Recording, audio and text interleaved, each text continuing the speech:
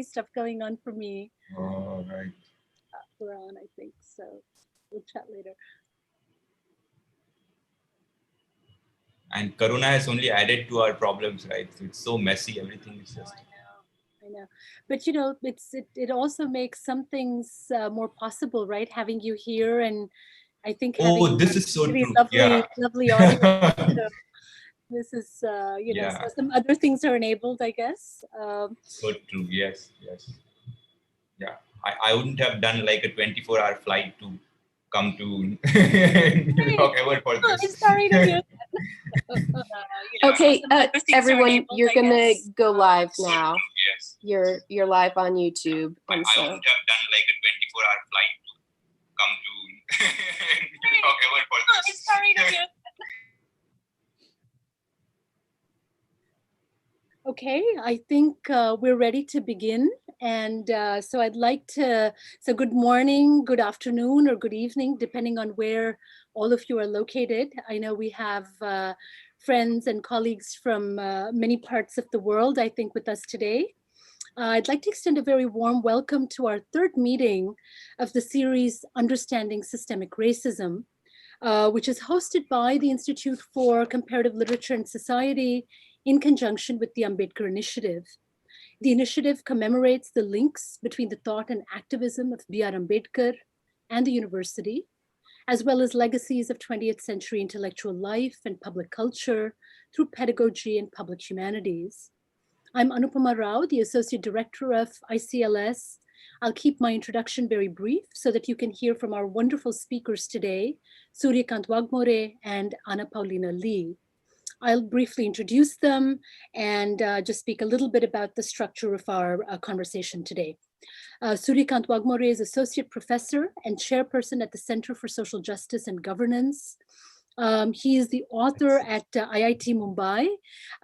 He is the author of Civility Against Caste.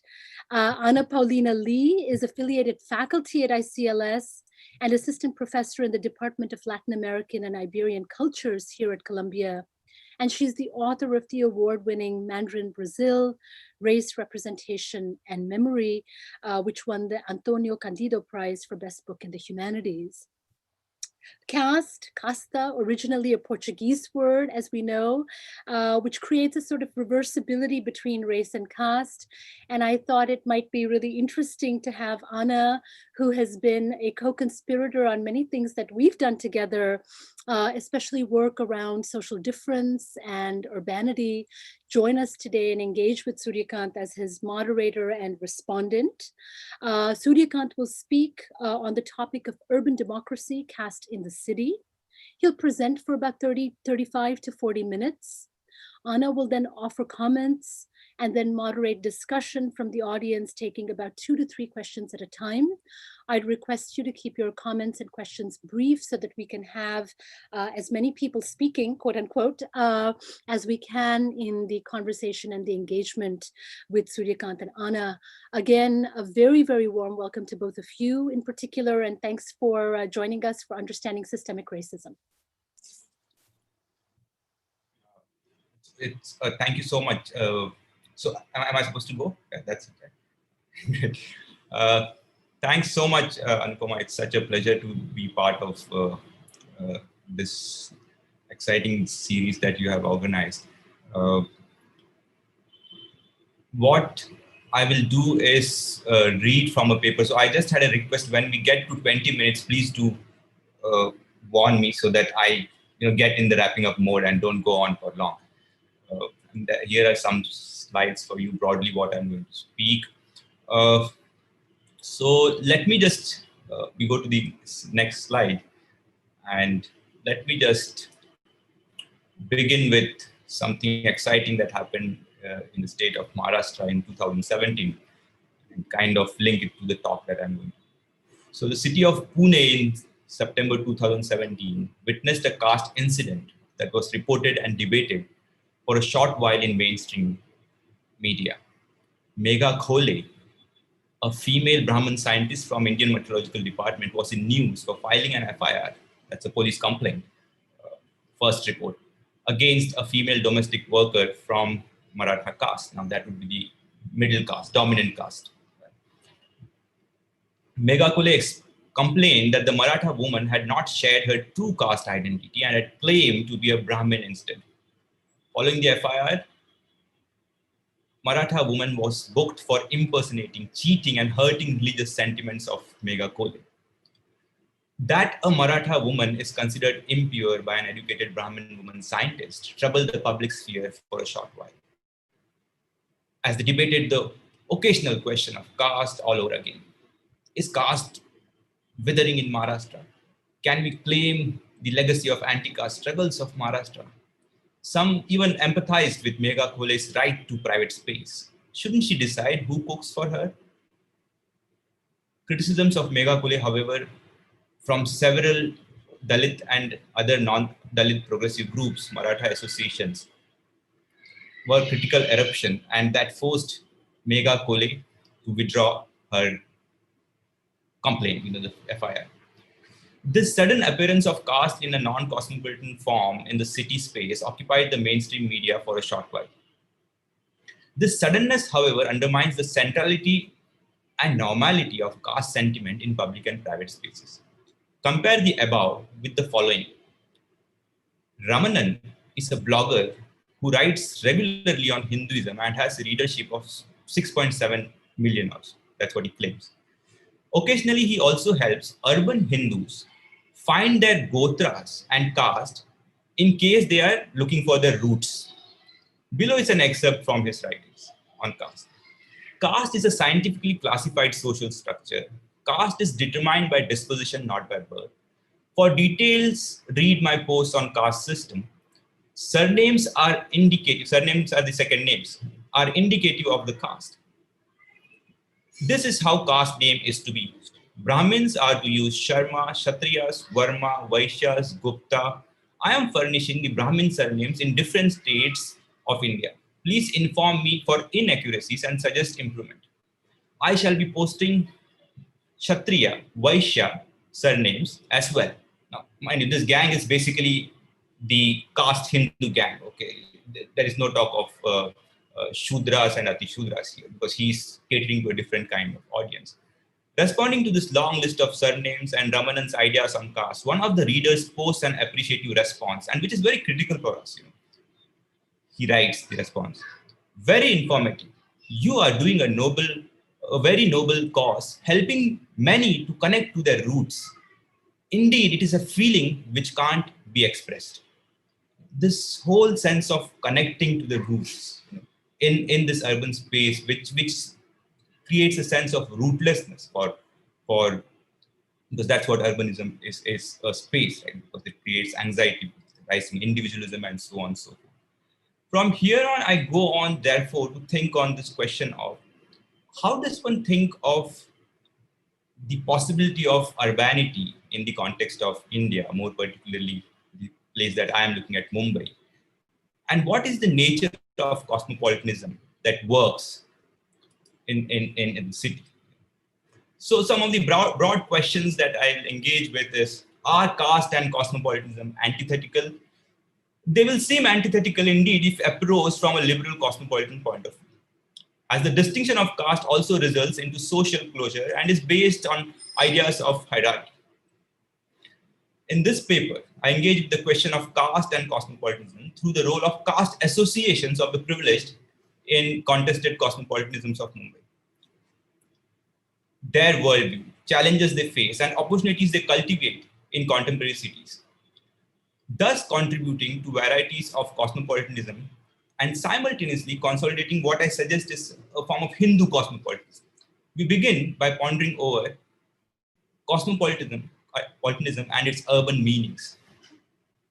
A critical view of cosmopolitanism in contemporary times could broadly understand it as an elitist Western bourgeois and liberal project that provides moral and political meanings to lives of present-day privileged elites who can cross national boundaries across the East and the West with ease.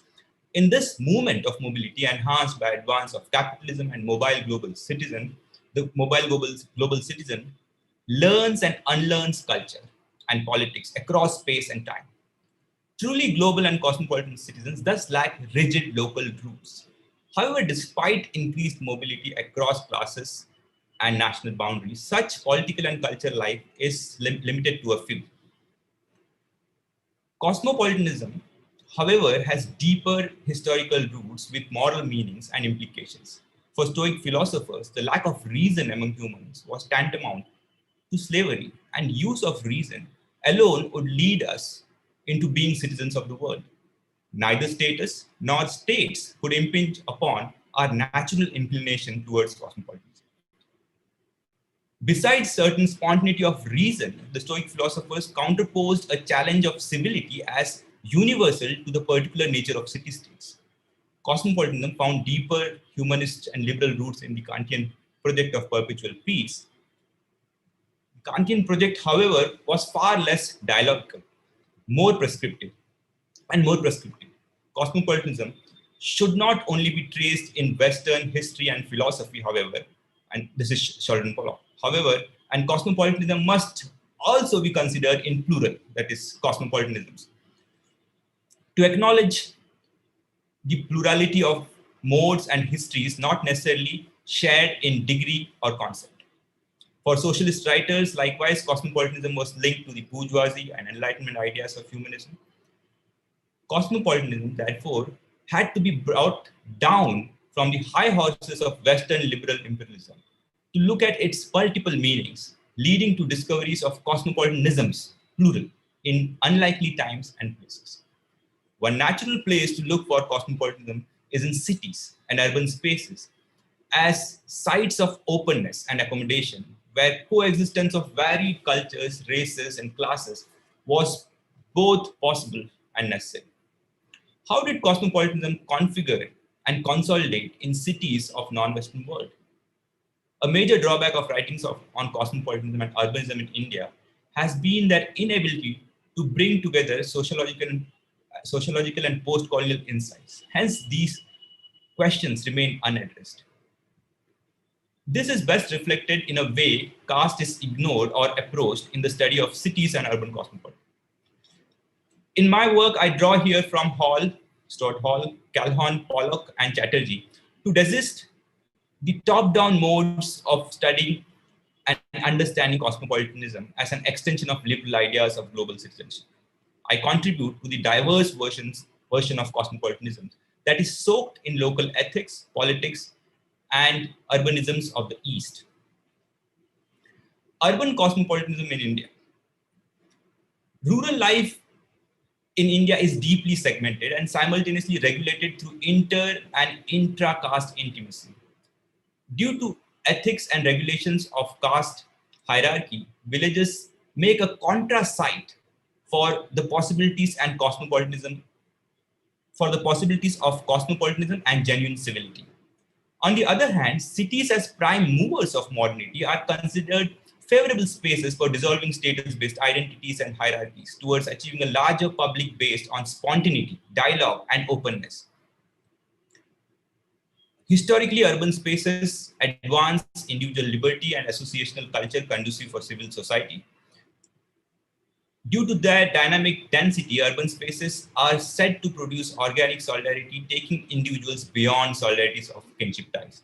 City life thus could be seen as an ideal space for practicing the ethics of alterity based on the centrality of free-flowing dialogue, not guided by instrumental reasoning central to modernity or communal bonds tied to traditionalism, thus producing a sociability through spontaneity or impulse, which is artistic, free-flowing, and based on pure humanity.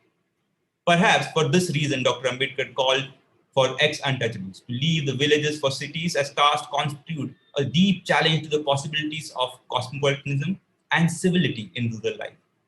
For subalterns, cities constitute spaces of emancipation from the tyranny of rural social order.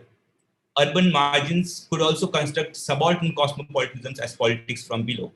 Contra Durkheim, however, caste helps form organic solidarity, where the cult of individual is not void of collective conscience of caste. In contemporary cities, further, cities have turned out to be mixed blessings for deprived groups as they constitute sites of social emancipation coupled with economic hardships.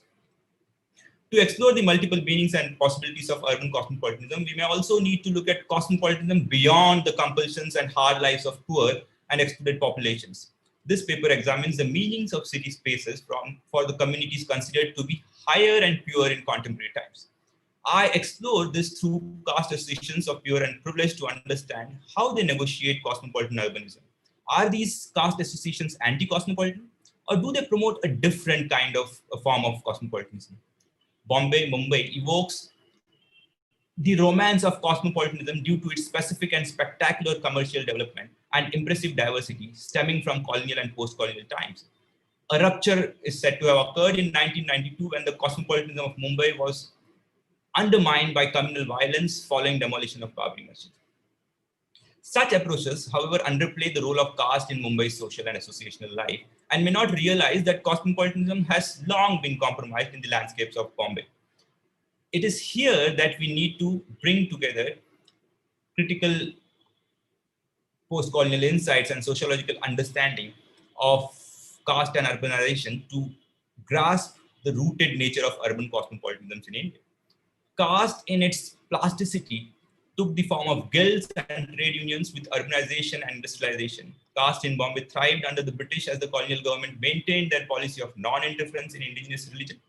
Bombay saw reorientation of primordial groups, castes and religious sects as a response to ideological and political changes, and a new form of urban leadership developed which had linkages to primordial identities. Caste groups who had better jobs used ties of caste and kinship to fill future job openings and solidify their group positions. The flip side of this is that caste also influences socio-economic inequalities and exclusion in labor markets. Caste has also historically shaped the organization of residential spaces, especially at village level, and it continues to do so in contemporary urban India as well. So in a recent study, Coffey et al. Speak of explicit prejudice, but does the presence of caste in cities necessarily mean end of urban cosmopolitanism? Could the presence of caste as community also point to traditional urbanism and structural continuity between the rural and the urban? Does caste as community also provide a social and moral base for urban life, worlds, and cosmopolitanism in India? The intimate nature of caste sociality or regulation in rural spaces is difficult to find in urban areas, especially, before I go on, this study is looking at Ahmedabad and Mumbai, and these are two different cities. Mumbai is far more inclusive. In Mumbai, you don't see the nature of caste violence you see in Ahmedabad, or the housing segregation and the banal nature of exclusion and violence, which is the part of urban sociality in Ahmedabad. So in that way, Mumbai is very different, and therefore there is more possibility to look at these possibilities of Hindu cosmopolitanism here, which is what I'm doing. So is such emphasis on separation and difference? Is such emphasis on separation and difference anti-cosmopolitan? Or could this also point to the making of non-Western ideal of a Hindu cosmopolitanism based on social closure and limited alterity? So it's also a negotiation. We did not have absolute ideas that are top-down. So what is this Hindu cosmopolitanism? Cosmopolitanism may be a necessity for capitalist urban life, but its forms may be varied. In its liberal form, cosmopolitanism emphasizes individual or community. Such cosmopolitanism also undermines the continuing imperial basis of liberal cosmopolitanism. In India, laws of the state have limited jurisdiction and are more often subordinated to the rules of right conduct prescribed by community practices. Chatterjee's doubts about cosmopolitanism and its liberal ills echo in Hall's problem with cosmopolitanism and its implicit faith in liberal civil nationalism. Civic nationalism for Hall cannot proceed without cultural embeddedness, and identity cannot be constructed in relation to political systems alone. Thus, neither liberal universalism nor segmented communities can possibly exist in a vacuum. A combination of equality and difference is central to understanding existential, not logical political positions. This is Hall. The crucial question for Hall, therefore, is to understand if the framework of difference and equality enables society to enhance life chances. A similar critical cue is provided by Calhoun, who reflects on the nature of cosmopolitanism and its implications for cosmopolitan democracy. Food, tourism, music, literature, and clothes are all easy faces of consumerist cosmopolitanism. Soft cosmopolitanism for Calhoun can well be an elite project with emphasis on individual and capital, but it may also lead to it may not lead to a cosmopolitan democracy. Cosmopolitan democracy, on the other hand, depends on finding ways to relate diverse solidarities to each other rather than trying to overcome them. Cosmopolitan democracy for Calhoun, thus, is not exactly in contrast with the centrality that Chatterjee assigns to community and the post-colonial nation state in the making of the Indian ideal. Calhoun, here, however, makes a case for dialogue across communities in an agonistic form to achieve cosmopolitan democracy, and is thus closer to those emphasizing alterity in everyday forms of sociality. Alterity enables experiencing oneself through unhindered encounters with the other. The individualism of modernity, on the other hand, produces an utilitarian individual who is guided by instrumental interests, thus affecting possibilities of a genuine dialogue. Alterity lies, therefore, in between the individual and the community. And we need to look for possibilities of an ontology based on dialogue for achieving a dialogical community. If caste plays the role of community in cities, how does this dynamic of collective peaceful living via community identities translate as a social and political practice of cosmopolitan urbanism in contemporary times? Would this be very similar to civility of difference that was suggested by Bailey? Could this also result in some form of pragmatic indifference towards the other and proximity towards the one that are closer in status, purity, honor, and culture? Would such forms of civility not be part of urban cosmopolitanism? McFarlane helps us further transcend the definitions of liberal cosmopolitanism that only present it as inclusive. This whole focus and emphasis on inclusive. For him, quote, all forms of cosmopolitanism are to varying extents inclusive or exclusive, implying that one important role for the critic is to illuminate the politics, limits, and exclusions of different forms of cosmopolitan imaginary and practice. While Pollock et al. View cosmopolitanism in plural as cosmopolitanisms, a grounded understanding of cosmopolitanism will also require us to accommodate specific attitudes towards difference, including those that may seem anti-cosmopolitan from a liberal point of view. Chatterjee rightly suggests that there is a certain anti-political impulse in the political ruminations of Appia. Accommodating non-inclusive cosmopolitanism also paves way for a critical study of cosmopolitan enclaves and their role in constituting pragmatic urbanity. Cosmopolitanism or its diluted practice is also a strategy of urban survival for both marginal and dominant groups. We need to look at everyone. It's not that strategies of only the marginal groups is important to understand cosmopolitanism. I do not term the cosmopolitanisms arising out of caste associations as vernacular cosmopolitanism, since such an approach could unintentionally place the Western liberal cosmopolitanisms as universal and the other forms as poor imitations. Instead, I use a broader canon of Hindu cosmopolitanism to understand and elaborate the cosmos that caste associations of pure and privileged work towards consolidating. Hindu cosmopolitanism also helps us conceptualize a new ideal. We stay on Raman only. The slides remain there. Where were we? I'm also giving you a 20-minute heads up. Oh, is it? Okay, okay. Great. Now that's good. Okay. All right. So let me just look at this. Fine. Okay. So let me just skip some bit and go to the substantial.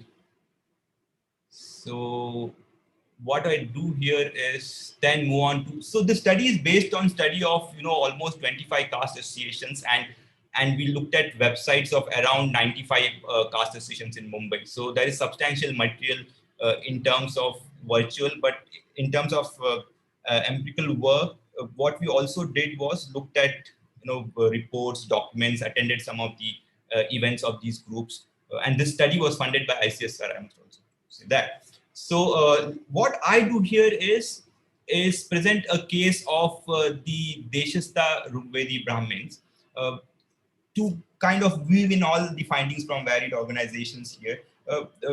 This is not in one sense the perfect case because it's layered. There are some, especially the Gaud Saraswat Brahmins, we found in this fieldwork that they were rather more open in terms of being inclusive. But of course, there is this whole idea of caste associations which drives this ethic, so that remains. So let us just get into this case study. Deshastha Brahmins are a caste mostly found in Maharashtra and Karnataka. It is a scribal caste in pre-colonial times that was mostly close to courts and kings, and they heavily urbanized in colonial times. The Deshastha Brahmins are divided into two major castes, the Rigvedi Deshastha Brahmins and the Shukla Yajurvedi Brahmins. Deshastha Rigvedi Brahmin Sangha, which is in Vileparle, was established in 1935. Vileparle, the branch of Deshastha Brahmin Sangha, has over 1,000 members.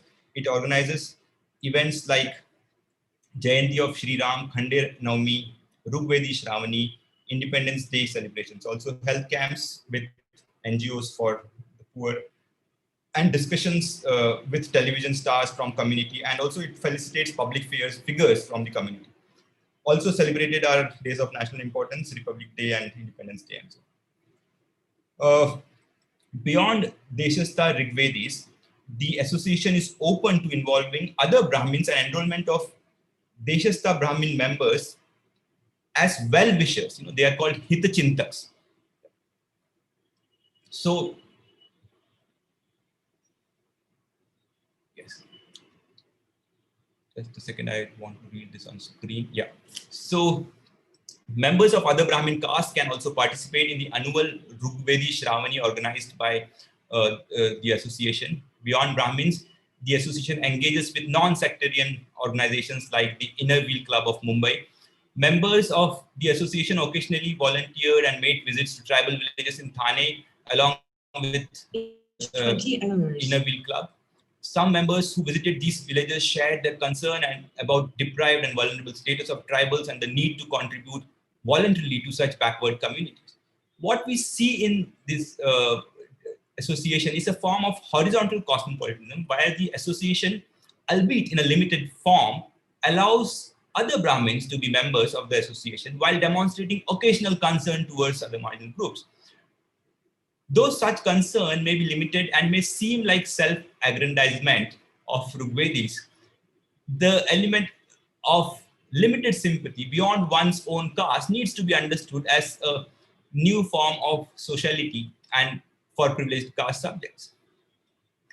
Participation of younger generation is, however, negligible in most of the programs organized by the association. This does not mean that youth are casteless, but for them, caste is limited to family and personal space.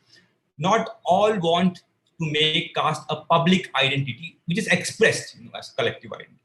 Beyond this, a lack of time, and I theorize this somewhere else, how time famine constructs the idea of self and identities, because there's a lack of time, and that's a major problem in the city. Beyond this, a lack of time is considered a major hurdle for youth to get involved or volunteer in the association. The elder members had varied and complex reactions to the changing nature of caste or community in Mumbai and resulting challenges for the association.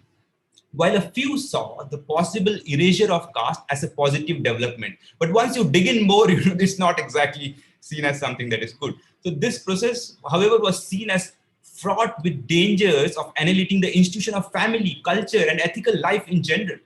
So the association respondents did not emphasize, for instance, ritual purity or their higher caste status, unlike some other Brahmin associations that we interviewed. Some even suggested the origins of caste in Deshasthas in Bhakti Saint Jnaneshwar, known for his inclusive preaching and critique of caste, and that's what they would say. Senior members considered themselves as progressive Brahmin association, and Deshasthas were seen to be progressive and open to mingling caste. It's a caste which is open to mingling as compared to other castes. However, they simultaneously viewed caste as community and culture. This maps onto the idea of caste as difference and informed their struggle to retain their cultural difference in the context of Mumbai. Such difference could have elements of horizontal alterity, extendable only to Brahmins, however. The organization is primarily run by elderly, over 60 years of age members mostly, who volunteer to take up leadership and managerial tasks. Presently, all names are pseudonyms. Presently, Dr. Kulkarni is the chairman of the association. He retired as the principal of a management college. In a group discussion, Dr. Kulkarni and other members shared their concern about the declining interest of younger members in the affairs of the association. One of the members called this association as an organization of senior citizens.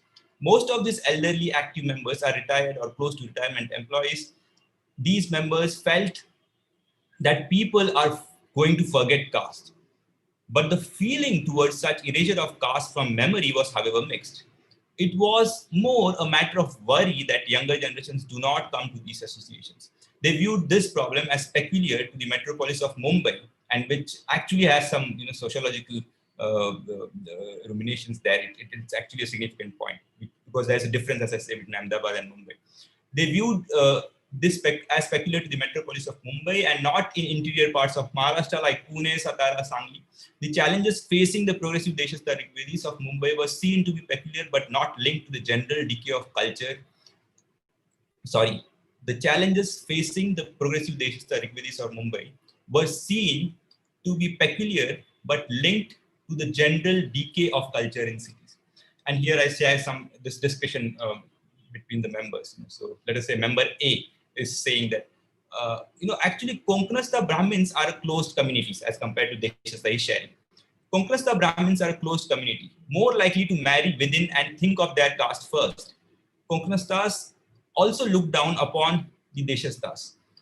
Other member adds, but suggesting we are different from Konkanasthas. But we can absorb you, accommodate you. For example, if you do tend to take some non-veg, for us it is not binding. It will not be that we would separate you from this association. But the Konkanasthas, they are very particular. Again, member one would add, we are that way liberal, broad-minded, large-hearted, because we don't mind. We are not strict. Here also we are saying, let all Brahmins come together. This is our feeling, basic feeling. They go on to say, if they are progressive, who is orthodox? Marathas are very orthodox people. They feel that they have ruled the state for 300 years. Shivaji Maharaj, other members smirks. So they believe that they are rulers and all other communities are second rate. Kanvilkar, another member. Brahmins are not orthodox. They are liberal. They marry Muslims also. Finally, another member adds, earlier you could say Brahmins were orthodox. Earlier thinking has gone. Brahmins are no longer orthodox. Another member adds, they are not orthodox, and it ends with everyone agreeing, not orthodox, not orthodox. No, so Brahmins are not orthodox. Anupama, how am I doing time-wise? Where am I? Oh, 10 minutes? All right. Yeah, but I think 10 minutes tops. All right. So we have some time for engagement. Yeah. Let me rush. Yeah. Amongst the Brahmins, Konkanastha Brahmins were considered to be most conservative and closed. However, Brahmins overall were seen to be progressive, urban and cosmopolitan than others, more particularly Marathas, as they were open to marrying even Muslims. In other informal conversations, members of several upper caste associations saw this as a matter of compulsion and not choice. Though there is a recognition that movement beyond caste connotes cosmopolitanism and a progressive nature, such openness towards other castes is not necessarily considered good for moral and cultural living, which requires rootedness in caste and family that the forces of urbanization were seen as eroding. So basically, you need to be rooted in caste. That's the main belief. So Deshastha Association had a marriage mandal which was closed down for 5 years. Closed down 5 years back as there was little response from the community, and the government regulations on running marriage bureaus was seen as disabling. It was also difficult for a bureau to compete with matrimonial sites websites which offer more profiles along with caste-specific choices. Mr. Desai, who is also the joint secretary of the association, explained the peculiar problem facing Deshasthas in marriage and how this was eroding the very bond that holds the community together. I quote, "A peculiar problem facing Brahmin girls, more particularly Deshastha girls, is that they are more educated than the boys. They get good jobs, they don't get good match within caste and they go outside caste. Girls have good salaries, they do not want to be dependent on husbands, they don't want to follow men in US. The girls in Brahmin community want boys from within India. They do not want to go to USA and become housewife. If they do not get boys from within caste, then they marry outside community." Now, this whole change that the ideas or the possibilities of choice in marriage and this free-flowing individuality that comes in the cities is, as I said, there is kind of mild recognition that caste is withering. Maybe it's good, but as I said, it's also seen as something that is not good for cultured living in the city. So the problem of educated and or economically independent girls seeking compatibility over caste in marriage alliances was not mentioned by this association alone. Education and the new individual intellectualism was seen as a problem by most volunteers of such caste associations. This was a recurring theme in other Brahmin associations as well. Despite the progressive nature of Deshasthas, Desai felt that marriages outside caste also point to the breakdown of family system and social cohesion in general. Though undesirable, it was near impossible to regulate these new processes. The multiple choices of urban material and cultural life were seen to create a life of compulsion in which it was not possible to fully regulate the younger members, more particularly women. So I quote here again two members. So this member is sharing, what is wrong with this form of free-flowing individuality, right? And how gender roles themselves are under strain. So I quote, just imagine, he's saying, just assume, I am earning 75,000 rupees. My wife is earning 75,000. I have freedom of thought. My wife has freedom of thought. After 1.5 years, I don't like you, you don't like me, finish, get lost. Marriage system itself is breaking down in these times. The instances of divorce are more because of intercaste marriages. Earlier, those who don't know, the rate of percentage of intercaste marriages in India is less than 6%. So it's not exactly as big a problem, but yeah. So earlier, I'm continuing the quote, earlier the girl used to be in control of the parents. Now it is not like that. When a girl is outside whole day, parents have no control. Other member adds, in city, nobody has time. I have no time to see where my son is going or my daughter is. Again, other member adds, see, once you step outside your house, do you know who the person sitting next to you is, Mahar or Muslim? Brahmins do not believe that I am upper caste. Those things have gone now. It's only the media is propagating caste in a big way. So basically, this whole idea of caste, it's multiple. Caste going away, the withering of caste itself as a problem in terms of moral living. And this is best brought out by, so every association, had someone who was, for instance, when we interviewed in Nair association, the members told us, you should talk to this Nair. He's the Kattar Nair. Kattar means the radical Nair. He knows history. He knows how a Nair should be.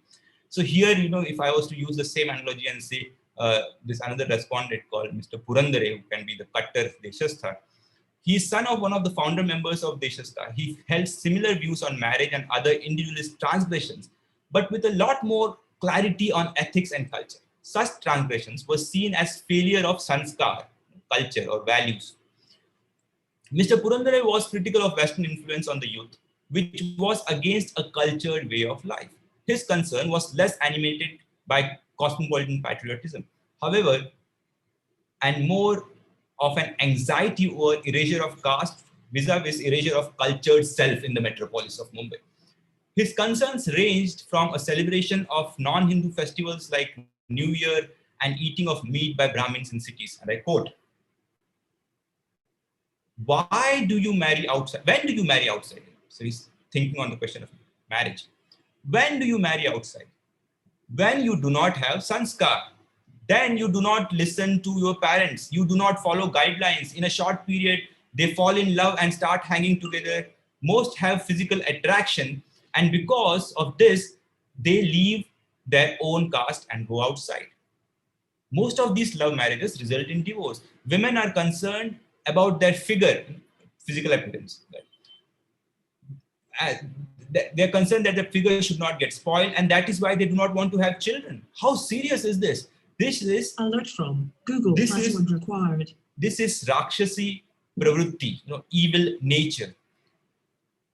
He goes on. Since the Brahmins have started eating meat, the prices have gone up. If you eat meat, your body reacts that way. Your body reacts that way. You get thoughts of that kind, in the sense violent kind. Look at the Brahmin's face. You will not find negativity, in the sense a Brahmin who does not eat meat. But once you start eating meat, your way of being changes. You go on that track. You are cutting, killing, and eating. People who eat such things are aggressive. They are a threat to society. Now, what we see here is caste itself. Caste self was not against modern or material life, but against the erasure of self-identity that caste as community helps build through marriage, food preference, and social closure around other such practices. The cultured way of being Brahmin, if resorted to in a classical way, could ensure that one stayed clear of the evils of urbanism in Mumbai. Meat, unregulated love, and sexual urges beyond caste, and other adventures that the sociability of city provided could best be mitigated through Brahman sanskar, culture, values. The Deshastha Association is not worried about lack of financial resources, which we studied several ex-untouchable caste associations. Their concerns are totally different. So here they are not really.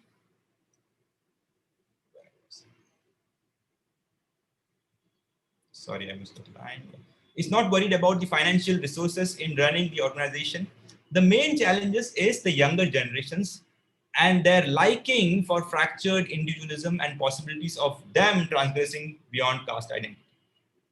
Dr. Kulkarni may not agree with the rather orthodox view of Purandare. He was, however, positive and hopeful that the youth will come back to caste. They are not exactly gone away, but at least they'll come back to the association in terms of participation. After some time, youngsters too will come, he said. We are thinking of designing something that will attract youngsters. We need to program it so as to suit the requirement of youngsters. Actually, in one of the associations, I was doing interviews. They actually told me, you are a sociologist. You should tell us how to get these people back. So, however, there are technologies of recovering the caste self, and one of the best organizations that does that in Mumbai is the Band Association, the Band Sangha. So another 5 minutes.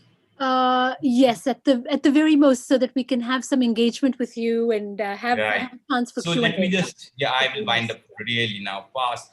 So what we see is some of these associations then organize events which could attract youth, maybe related to career, business, garba, Mr. and Mrs. of that caste, so that youth come and, or some sports events and so on and so forth. And so one of the younger respondents did share with us, Maya Kulkarni, who was advised by her parents to participate in the activities. She was not sure of the difference between Deshastha Brahmins and other Brahmins. So here you see this horizontal alterity.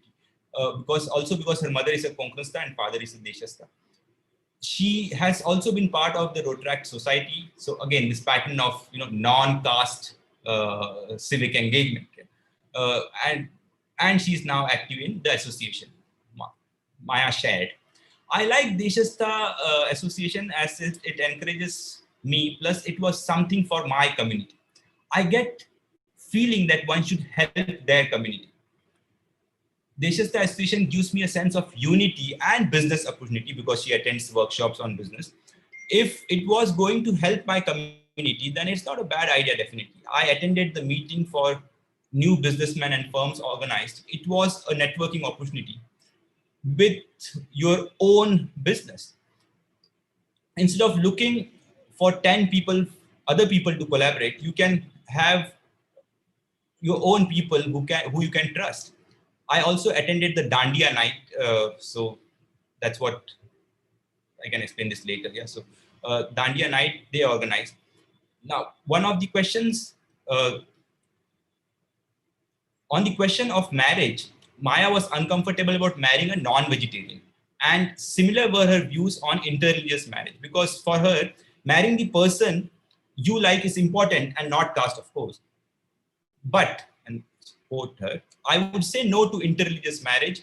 There is too much adjustment in interreligious marriages. So the nature of self, how it's still based in caste, and how the newer ideas are actually in keeping with the ethos of caste. So all the self-representations of the city are bound to be in a state of flux. The Deshastha Rigvedic identity is therefore better subsumed within the larger Brahmin cosmos, but not restricted to it. An individual Brahmin could thus simultaneously participate in the public. So I give you examples of charity, politics, religion, and nation. But the primary and parallel identity is one of caste. This association continues to mobilize caste sentiments from within the caste so as to produce modern materialist subjects and a Hindu cosmopolitan for whom caste as community continues to remain the primary cultural and associational affiliation with other modular seeming affiliations of city life. To conclude, caste associations have the models of communal collective that can help individuals thrive economically in urban areas. Do they generate cosmopolitan values and practices for urban living that could help individuals move beyond caste for love, friendship, sympathy, and greater civility?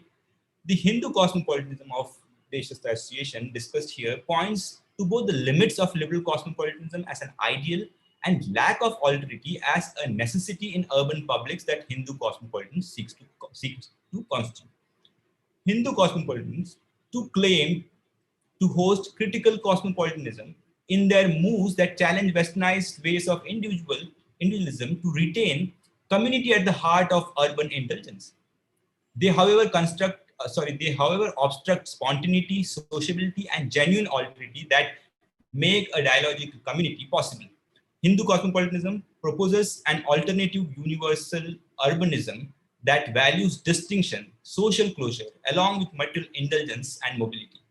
It is identical to soft or consumptive cosmopolitanism, but proposes an alternative ethical and moral positioning that celebrates closure as resistance against Western or other local lower varieties of cosmopolitanisms. Hindu cosmopolitanism thus helps us develop a new ideal type of cosmopolitanism that is void of alterity. Broadly, as hierarchy becomes distinction and difference, and caste becomes community, caste associations continue to provide routes for free-moving individuals into their respective communities through invoking community pride and history. Hindu cosmopolitanism does not seem to lack politeness, order, and peace and other elements that are essential in urban cosmopolitanism. Paradoxically, these coexist with elements of vulgarity which affect the possibilities of individual self-realization in the city by making the individual inward-looking for morals and sympathy. Hindu cosmopolitanism, in this sense, lacks the virtue of civility and may produce urban modernity void of alterity. It, however, constitutes an important and dominant form of cosmopolitanism in urban India. I stop here. Sorry if I've taken long. Thank you so much. And there were a number of people who weren't able to sign on. So I hope that they were able to. I was managing a couple of their emails. But anyway, Suryakant, thanks so very much for this. And I think for opening up this question of what a kind of Brahmin modernity and urban modernity might mean in the context of these broader conversations about cosmopolitanism. I'll turn it over to Ana, who's going to, I think, open with a few comments, and then we've got some questions we've got some Q&A, and I can read those out, and we can go from there, yeah? Yeah, thank you. Great, thank you so much for that really enlightening talk and you bring up so many interesting issues and connections. First, I just want to thank Anupama for inviting me to be part of this conversation with Suryakant today. I'm going to share just some questions and comments from the perspective of someone who works mainly on the Global South and race. And so I have a lot of comparative frameworks that I'm thinking about. So I'm going to bring, so Suryakant, you bring up some really important points about the complex relationship among caste, gender, and the city. And so I organized my comments in two parts based on the important connections you're showing us. The first part focuses on gender, caste, and the city, and the second part focuses on urban separation, distinction, and hierarchy that you're talking about. For the first part of my comments, I'm going to focus on the ways you discuss the complexities of how the city changes gender roles that are traditionally ascribed by caste. And here you engage with city theory, caste, and cosmopolitanism and question if these relationships are antithetical. Your field studies on the Hishta Brahmins approach these issues by addressing tensions among city theory, feminism, and caste. And here it seems that you're treating the urban as a material space that creates intergenerational conflicts about caste identity between elders and the younger generation. And this seems to occur in multiple and connected ways. A lot of the field work that you do focuses on women seeking urban careers. Higher salaries for women translates to economic independence. And these elements of urban life change ideas about the role of caste in managing marriage and gender roles, and even their views about the United States. So why is there a need for caste in the city? And you ask this in a different way. You ask, why is it assumed that caste and cosmopolitanism are antithetical and cannot coexist? And so here, caste seems to describe kinship, community, culture, but aren't these relationships created and rehearsed through learned cultural practices? And so what practices of urban cosmopolitanism produce new imaginaries of caste? In other words, how does urban life change the cultural practices of caste and caste's management of gender, and women's roles in marriage? And here, caste is partially defined by generational and kinship ties, but your case studies show that the cities and cosmopolitanism are creating a disinterest in caste among the younger generation. So your example that the younger generation of DRBS are not interested in caste identity beyond family and personal spaces. And I'd like to ask some questions about that. So do you think that this disinterest signals a larger shift in attitudes about family and ethical life? What kinds of cultures and communities are the younger generation who are disinterested in caste as a public identity or collective identity constructing in its place? Is this disinterest limited to an intergenerational rift between a younger generation and an older generation? It seems from the dialogues in the fieldwork that the older generation wants to use caste as a place to, quote unquote, connect to their roots, ground culture, family, and ethics, but the urban youth are rejecting caste as the mooring for those values. So are they finding alternative communities outside of caste that fulfill those roles? City life opens up economic opportunities and women can make higher salaries and pursue careers. The main worry among elders in maintaining caste, you show through their dialogues, seems tied to the concern over what they say, losing control of girls and related issues concerning intercaste marriage and divorce. And so what is the social and political meaning of intercaste marriage? Is it about a loss of status? In whose eyes? And if the younger generation doesn't value those meanings, how do they hold up? How do they still hold up? The older generation seems to fear that the younger generation will lose their way or their moral anchor without caste. So what is that fear? And then to go back to the question, who is caste for? And then the second part is about going, your points about urban separation, distinction, and hierarchy. And part of that line of questioning engages with the critique of US European-centered liberal humanism. And so you reframe city theory to ask specific issues about what you're calling Hindu cosmopolitanism, and which you examine through your really fascinating and very important case studies. So here I'm wondering, is caste emancipation about reconstructing caste community as an individual choice? And if so, how does individualism relate to caste community?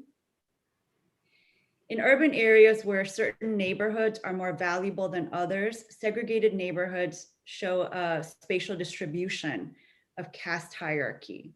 So in other words, the urban, if we think of the urban as the spatialization of hierarchy, how do these spatial hierarchies, Dharavi and the condominiums, how do these spatial hierarchies of caste connect the point that you made about Dr. Ambedkar? How do these connect the rural and urban, maybe rural and urban social structures in the urban space? And how are these spatial hierarchies different from the interactions in the city that you discuss? How are these different from or emphasize distinction and separation over hierarchy? So really just how does hierarchy or separation and distinction function in the urban spatialization of that difference, across property, across more land that is more valuable than other land, things like that. So a lot of questions, and maybe if we want to start with the gender part or the second part about separation and distinction, it's up to you. So I'll open it up, and then afterwards we'll turn to some of the Q&A at the bottom. So if you tuning in have some questions, please just throw them into the Q&A box and then we'll get to them. It's 2030. Thank you. Thanks so much, Ana. And thanks again, Suryakant. And please take it away. Great. Thank you so much. These are such insightful questions. So part of what you ask is related to the paper, but much of it, if I have to answer, it connects to the larger study, which is about several other things. So maybe I'll partially answer them that way. But so I'll begin with this whole idea of isn't caste learned at home. Now, this is one of the central arguments that I'm making in the paper, is that there is no self without caste, irrespective of whether you are tied to the association or not. So this is a very different problem. Now, what the associations are trying to do is they are anxious about something which actually is not a major problem, because as I said, the intercaste marriages are less than 6%. What they are scared of is the possibility of this happening, because the city provides the space of this adventure. And mind you, as I said, that Mumbai as a city provides this space. Ahmedabad as a city does not provide this space, because the way caste operates there, the kind of aspects that you used. For instance, housing segregation is caste driven in Ahmedabad. In Mumbai, it's totally market driven.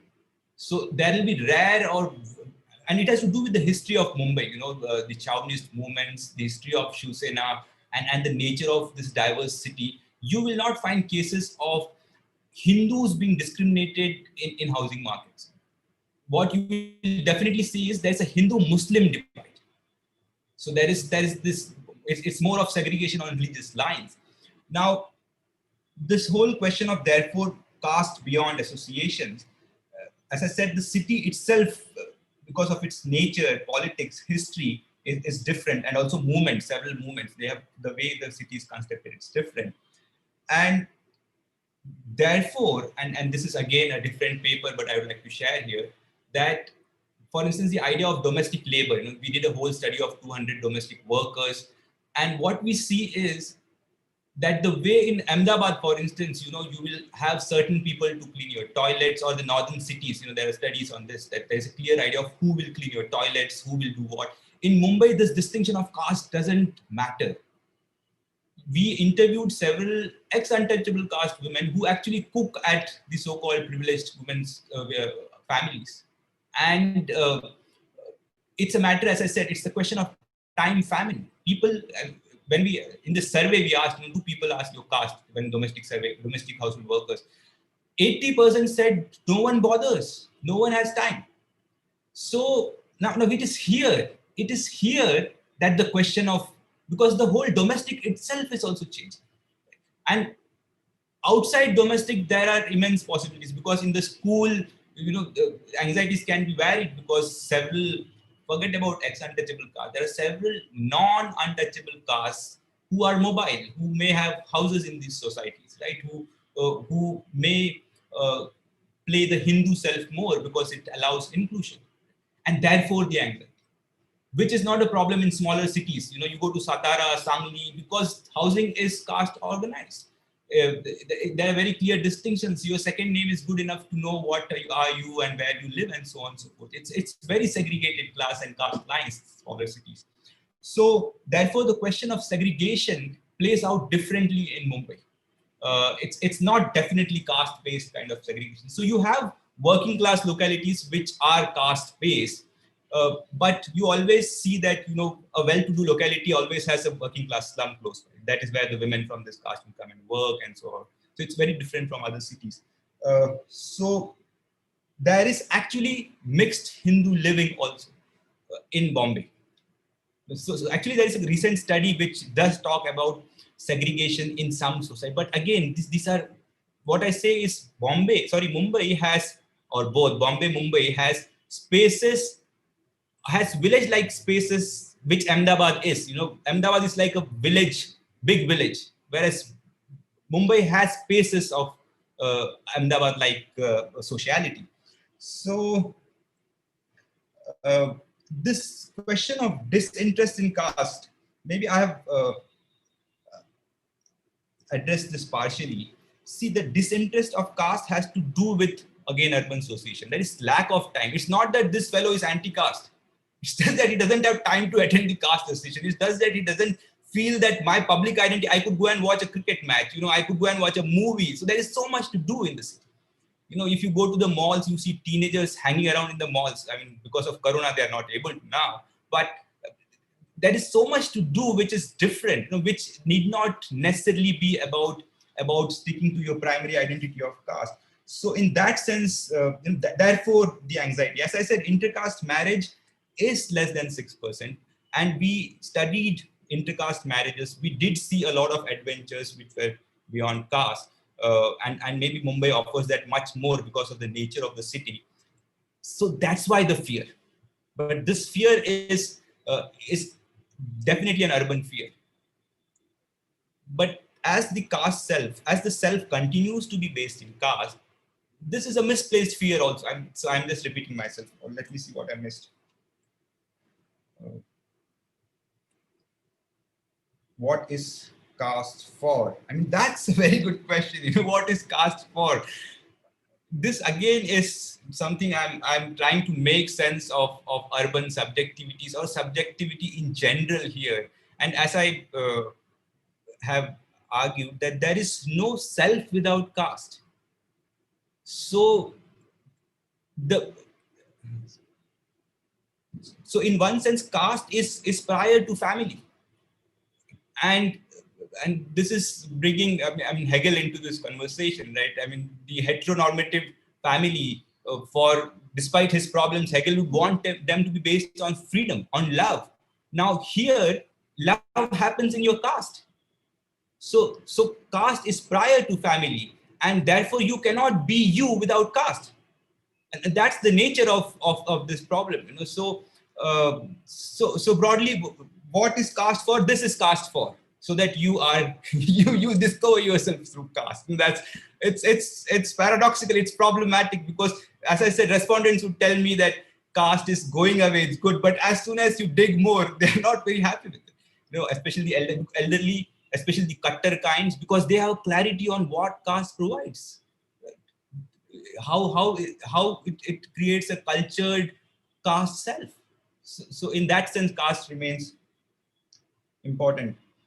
So I think about the aspects of material life, I mean, all that you say is very true. So it's more of a, it kind of makes my argument rather clear that that the urban life is throwing out these newer challenges, and caste is reconfiguring itself, you know, as it's almost like caste has agency, you know, to make meaning of this life. So therefore, it's like a cosmopolitanism of a form that is strategic. So you may say, why call this cosmopolitan? My question would be, why not call this cosmopolitan? This is Hindu cosmopolitanism. So yeah, broadly, I hope I have answered some of your questions, and thanks for these comments. They make me think more. Yeah. No, I think Ana's question, what is caste for, is so brilliant in its simplicity, right? Because it's actually, I mean, I think Suryakant, as you said, it's posing this question of thinking the anterior and the future in some sense of caste, right? And so I guess she's also asking this question of, you know, whether there are new terms now for thinking about urban caste for people who think they're without caste. So is the question of indifference or kind of prejudice, or as Ana asked, you know, the question of separation as opposed to hierarchy, which assumes, as you said, a certain kind of model of encompassment, whether we need new terms to think about what's going on. I'll just kind of cue you to the three arcs of what Ana asked, because the questions broadly follow along that. So there's questions about intercaste marriage, and quite a few. I was wondering if you could speak on intercaste marriages. What role do these caste associations play in intercaste marriage? Do they try to stop it? Do they threaten the family? And there are a couple of others that I think hew to that set of questions. You know, what is this arc of intercaste marriage? Again, if there's so few of them happening, but it's such a fear, can you say more? There's a couple of more that have to do, I think, with this question of labor and occupation. And so what about the prominence of neoliberalism in the city? How do capitalism, market, neoliberalism affect caste arrangements? And connected with the question of sort of capitalism, Gaurav Patania asks, thank you, Suryakant, for this insightful presentation. I'd like to know if you also analyze the class notion within these upper caste associations. And then there's a couple of others that ask about caste associations of Dalit castes as well. And one about bunts, who are ensuring that young bunts who move from, let's say, Mangalore to Bombay get work and accommodation. Is this something that affects Brahmin club struggle? So there's a question, I think, about capital and the city and labor and work. Then there's a question of intimacy and intercaste marriages, which Ana also asked about. And I think there's a couple of more that ask you about the city itself. And if you can talk about that, you contrasted Ahmedabad from Mumbai, that Ahmedabad has segregated localities where Mumbai not so much. But post 1992, there's a lot of areas around Mumbai which have become segregated. Panvel, Mundra, Mira Road. Is Mumbai also inevitably moving in a wrong direction? So space, marriage, and capital and labor. Now, these are exciting set of questions, but you know, let me be my humble self and tell you that there are some parts which I don't want to claim and make, you know, answer things with confidence, which are not part of my study. So this question, for instance, of intercaste marriages and the ex-untouchable caste associations, there was a clear difference here. the untouchable caste associations would, the very reasons for them forming caste associations was very different. It was to escape discrimination. It was to evoke a sense of depressed and oppressed past so as to generate collective resource to fight it for present times. So, and also their sense of intercaste love relations or marriage was, they're very for it. They were like, we are happy to organize those marriages and all. So the higher you go, there is more in terms of hierarchy. The higher you go, there is more clarity on why this should not happen, why it is bad, and so on and so forth. Now, as I said about Mumbai and Ahmedabad, about Mumbai also heading the Ahmedabad way. Now, see, the Hindu-Muslim question is different from the caste question, but it's definitely interlinked in the sense, and the purpose of using Hindu cosmopolitan, you would be wondering why I am obsessed with Hindu politeness, Hindu cosmopolitanism. Somewhere I also suggested Hindu orthopraxis, food and all. So what we need to see is that this is again the boring Durkheim for you, but what we see is this collective conscience that is working, with urbanism also. There is definitely a solidarity and a newer ethic of being, which is both caste and Hindu. And therefore, the question that whoever has raised, this is a very important question. Yes, there is segregation. Yes, you see cases of Muslims not getting housing in Mumbai because of their religion. But the question of caste in Ahmedabad and Mumbai are simply very different. In Ahmedabad, people will ask you your school living certificate to ensure that they know your caste before they give you their house. In Mumbai, no one will. Religion would be the main thing, and religion, you don't have to look at caste. What is it called? School living certificate. Your name gives it away.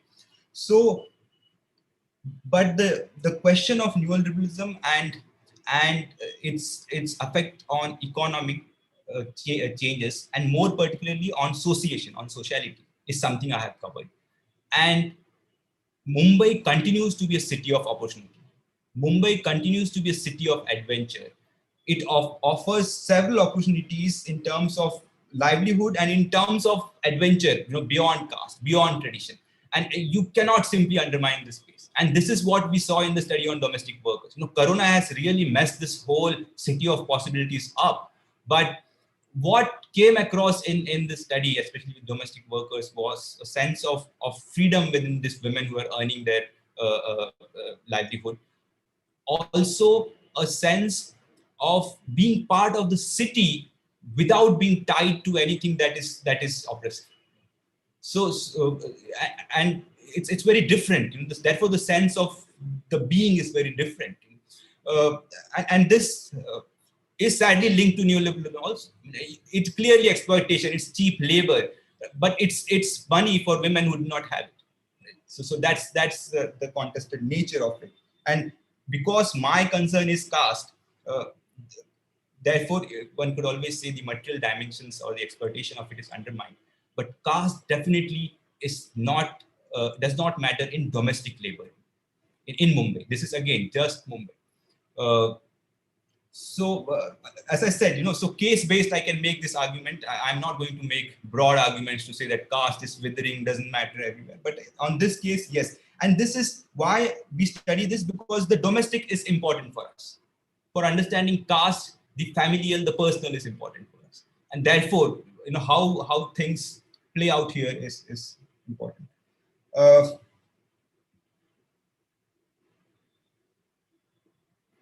So the question of intercaste marriages, again, I think I've answered this, and just to reiterate, what respondents said was,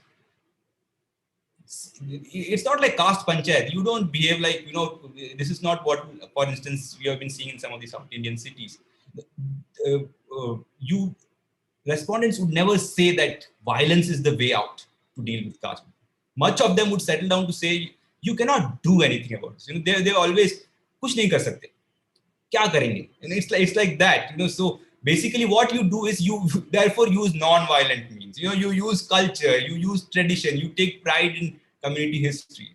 The case of Nair Association was very interesting, which was formed recently in Navi Mumbai. Now there was already a Kerala Samajam there. What they did was, because the Kerala identity was becoming important, the Nairs formed an association just to make sure that the Nair identity is not gone again. Now, starting from 50 members, they have now almost gone to 450 within last 10, 12 years.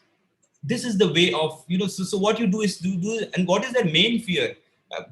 Very interestingly, they would share it is the Iravas, who are considered to be lower than the Nairs, who are a problem because they are becoming mobile, and this whole Kerala identity would end up, one of the respondents actually said this, these guys are very keen to marry amongst us, and we have a problem with that. So that's the nature of it.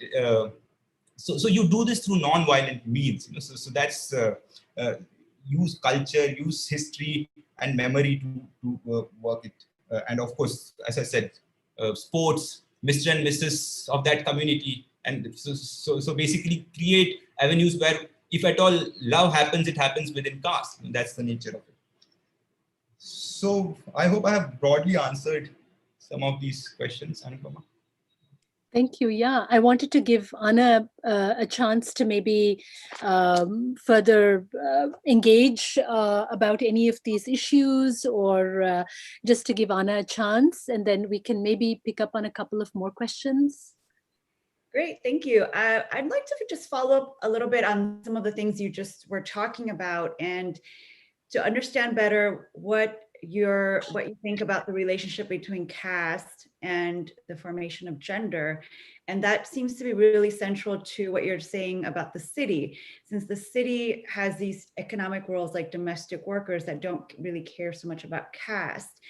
And so they're not interested in caste so much, but definitely there is an interest in gendered labor, domestic labor. And so I'm very curious about this relationship between how gender is constructed in caste, if at all, and how the city in its shaping of gender and labor is maybe transforming the relationship of caste and labor. We lost the last line there. We lost the last part, yeah. So the way that caste, if at all, constructs gender or forms gender, and then so in the city you see these new economic relationships of domestic work where they don't care what caste you are, but what's needed is that gendered domestic labor, and then so the city is shaping gender and labor for the neoliberal market, or to bring back. And then so how is that relationship of city and gender transforming caste's relationship to gender? And then in turn, caste also, if you see anything of that happening. So this is again broadly what the work suggests, right? So there are these changes of market-based, the economic changes, the labor changes in labor markets, and increased participation of women in work, and especially for the privileged caste that are under study, what we see is women working outside, and this definitely changes the notion of caste in domestic space, because if you look at some of the previous studies, on caste and domestic space, there was this whole idea of a clear idea where the place of worship will be, where toilet will be, who will be doing what, and so on and so forth. In Mumbai, again, what in this study that we did on domestic workers, over 60, so a small sample, actually what happened was we started with case studies, and workers kept on telling us caste doesn't matter. So we thought something is wrong. So let us run a survey. So we did a small survey of 200 domestic workers, and it confirmed that caste doesn't matter. And what definitely is happening here is this has to do with the nature of housing in Mumbai. Space is a big thing. You don't, I mean, sometimes the toilet and the kitchen and the God is together, it's really different. So the whole idea of this purity, notion of self, the whole idea of women, menstrual cycles, kitchen, it falls apart. And it is under stress. So what happens to caste associations is they are okay. For instance, an elderly man would be okay, let us give that away, fine. But can we have caste as a public identity? Can we take pride in our caste? Can we spend more time for the caste? So these are newer anxieties, right? These are newer fears, therefore. So it's all connected, as you say, right? So the whole of changes in terms of the economy, the material realm is affecting the domestic. It is impinging upon ideas of gender and caste, right? And there is definitely more freedom for groups who are not supposed to be caste, gender. And therefore, this notion of selfhood, which is being reworked, right? It's being reinvented to suit the times and ideas, right? I mean, if you're sitting on television watching BBC also, you have access to best of the Hollywood movies. You cannot say that, caste is good. So what you say is caste is community, caste is history, caste was never bad. So you find a newer vocabulary to talk about.